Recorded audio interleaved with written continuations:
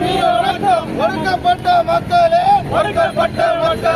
தண்ணீர் இல்லா மீட்பாராம், சரித்திரத்தின் நாயகராம், அறிவொளியின் பிறப்பிடமாய் ஜனநாயகத்தின் சிற்பியாம், சமத்துவத்தின் போராளியாம் பாபா சாஹிப் அம்பேத்கருக்கு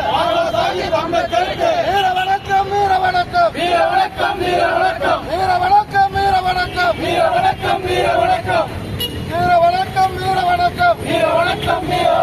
பகுத்தறிவு பகலனவாம், சுயமரியாதை கூறியனாம், தமிழர் வாழ்வில் ஒளியேற்ற